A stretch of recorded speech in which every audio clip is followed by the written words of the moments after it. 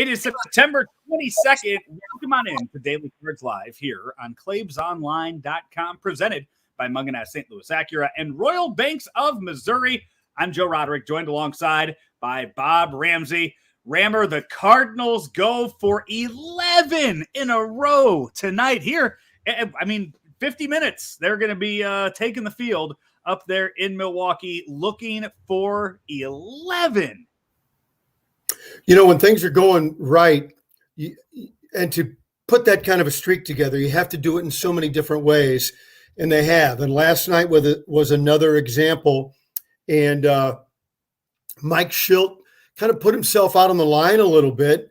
I thought that his bullpen usage late was interesting and showed that he had faith in really multiple arms in the bullpen. And then by walking Yelich in the ninth and loading the bases and moving the winning run into scoring position, gutsy move.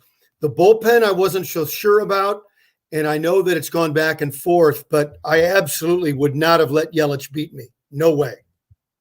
No, he hasn't had the greatest year, but you still have to respect the fact that he's Christian Yelich. Yeah. And against a righty, Christian Yelich is going to put up good numbers. And even with the winning run at first base, you're not giving him the opportunity to either hit one over the wall or into the gap to score that run from first. So It was a gutsy move and a move that paid off for the Cardinals. And when you look at what they used out of the bullpen last night in the game, I know we did this yesterday when we looked at what McFarland and what Luis Garcia did the day before.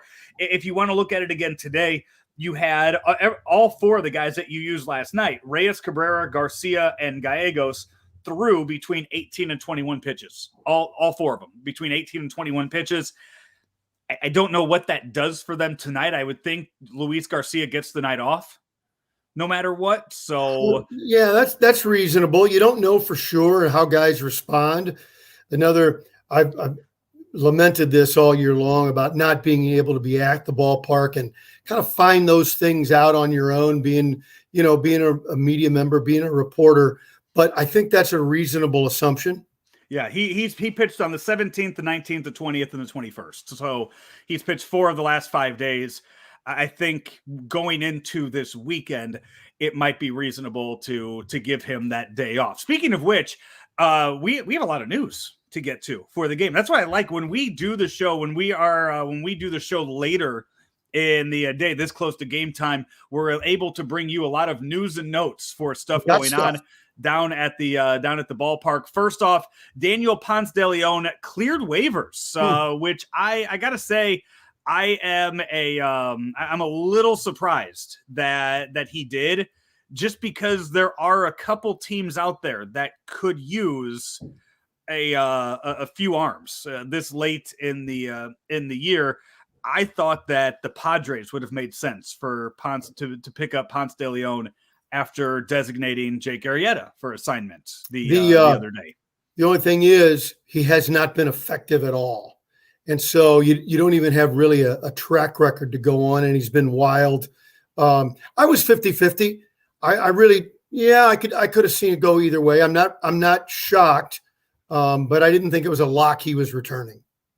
That's kind of the smaller news and notes that we have to get to. The big one is I'm surprised to hear on Wednesday the Cardinals announced that Jack Flaherty is going to start Game 2 of the doubleheader on Friday. So J.A. Happ will start Game 1 on the Friday afternoon game. Jack Flaherty takes the mound for Game 2, which I don't think is much of a shock that he's pitching on Friday. I think that people kind of expected it. You could see it in the cards that it was going to happen. The bigger surprise is that Dakota Hudson was supposed to be starting for Memphis tonight. He has been pulled back from that start. And you read the tea leaves. I think Dakota Hudson will be in Chicago. Yeah. Oh, yeah. I think so too. And I think finally the Cardinals just looked at the doubleheaders and just what was in front of them, and figured that if he pitched tonight, you couldn't use him again till Monday. So why? Why do that? We think he's good to go at least for an inning or so in the big leagues. We trust the guy. He's in our current and future plans. I think it was the right move. Now, does it mean he's going to plan to piggyback behind Flaherty on Friday? I don't know if it means that or not. I just think it means that they knew they were probably going to need a good fresh arms this weekend. Yeah, so we could expect. We know for sure we'll see Jack Flaherty. I think it's safe to say we can expect to see Dakota Hudson in a Cardinal uniform up there in Chicago this weekend against the Cubs. So that's a lot to take in, and it'll be a lot of fun to get those two arms here down the stretch run as we enter the final 2 weeks of the season. And the other thing is, as a fan, your mind starts to race. What if the Cardinals are fortunate enough to get into that playoff game, and you had a Flaherty to piggyback behind Wainwright, or Wainwright's terrific, you win the game. Now, does Flaherty become another starter? Does he become a middle inning guy for you? Having an ace caliber guy to add to the group, and Hudson, a legitimate big leaguer, to add to your mix. All of a sudden it starts to look like a pitching staff that could do some business in October if you're fortunate enough to get past that first game. It's so funny the way we talk about this team right now compared to the way we were talking about them just a few weeks ago. A month ago, Funny what a 10-game winning streak does. I looked this up last night when the Cardinals won the game, because now they moved to 9.5 back of the Milwaukee Brewers. I saw your silliness.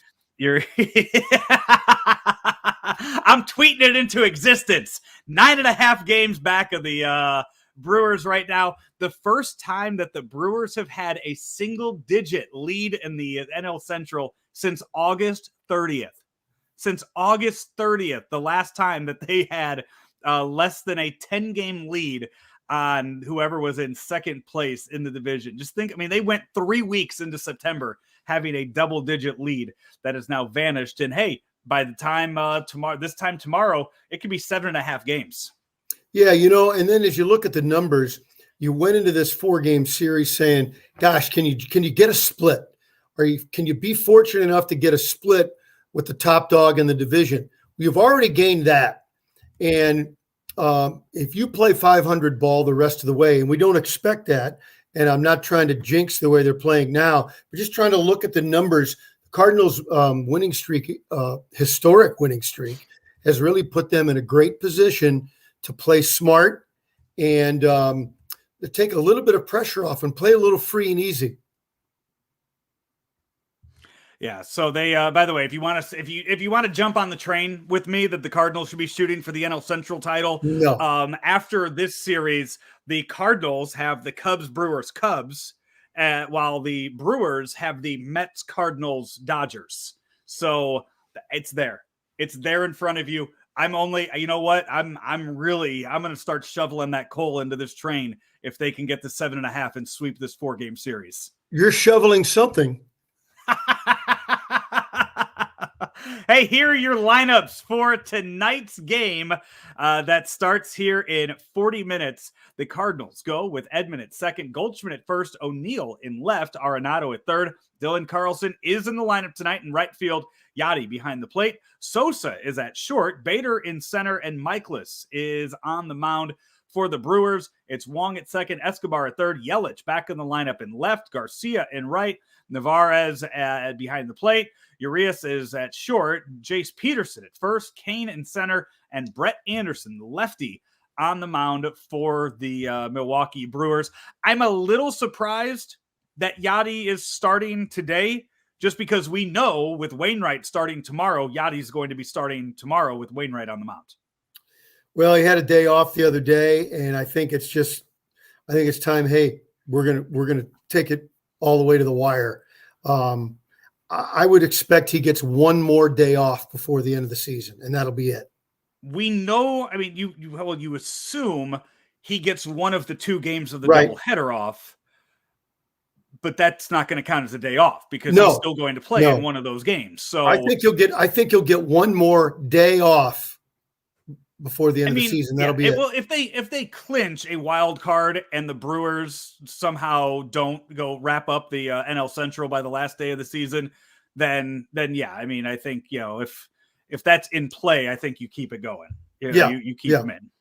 So yeah, I think so. The other thing about tonight's lineups, I get a sense the Brewers are a really, really frustrated bunch, and they've got just the kind of lineup they can unload on somebody. So, can the experience and guile of Miles Mikolas, can he take advantage of that frustration?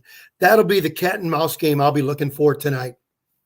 Oh, I look forward to seeing Goldschmidt, O'Neill, and Arenado face that lefty in the first inning and see what they can do if they can jump out to a lead, as they have been lately, scoring in that first inning and really just kind of putting their cleats on the throat of their opponents here, as we've seen them do quite a bit over the last 10 days or so. Rammer, the game starts again at 6:40 tonight, so about 40 minutes from now. Before we get out of here, a quick word from Royal Banks. Royal Bank's always there for you. Hey, it's after banking hours, but don't forget about your interactive teller machines and the ability to contact Royal Banks really anytime. Of course, you can go traditional, give them a call during business hours, 314-212-1500. Go online anywhere, anytime to royalbanksofmo.com. And if you're still not ready to go in and see a teller, the interactive teller machine is really a boon to communication with all the folks at Royal Banks of Missouri. It's Royal Banks, where better service means better banking. Member FDIC and equal housing lender. Did you get a new hat today, Rammer? Yeah, this one, it hasn't been worn on the show, but it's an old hat. It's you might think it is from a construction company or Lowe's or Home Depot, but you'd be wrong. It's from an old. There was an apparel company called Lumber Company that made baseball clothes, and this was one of their lids. Great logo. I love that logo, and they were around for a couple of years, and then got bought by CCM.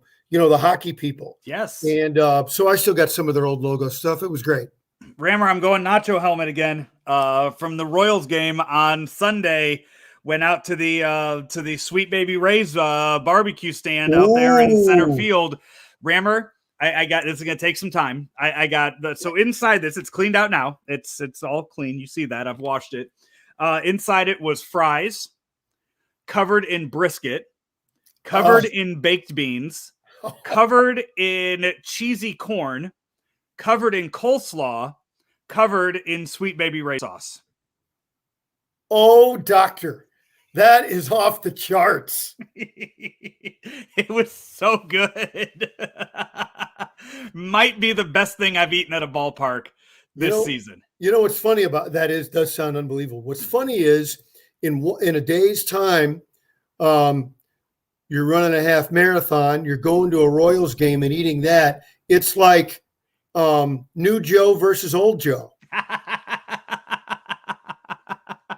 Yeah, this was after the second half marathon. That's how I treated myself with I don't even know what the name of it was. I didn't even stop to look at the name of it. I saw it in actually in this book. I recommend this book. I'm going to do a live read here.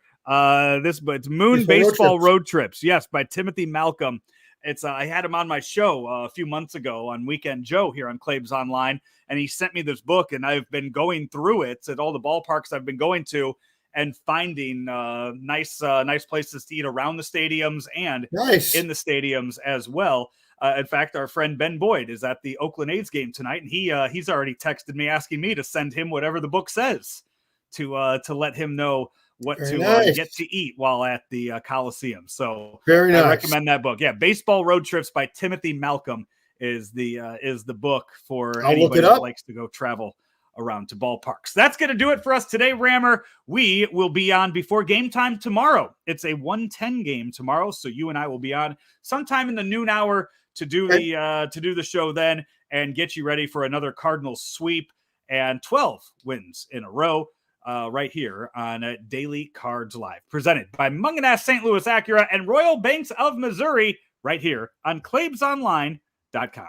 St. Louis Acura is excited to announce the opening of our newly remodeled service lounge. We sell pre-owned vehicles of all makes and models and take pride in servicing what we sell. We offer free pickup and delivery service and a complimentary car wash and vacuum with every service. We also have a full-service reconditioning shop on site that can repair dents, bumpers, and wheels. As the nation's only 29-time Acura Precision Team winner for customer satisfaction, we work every day to make St. Louis Acura better than ever for you.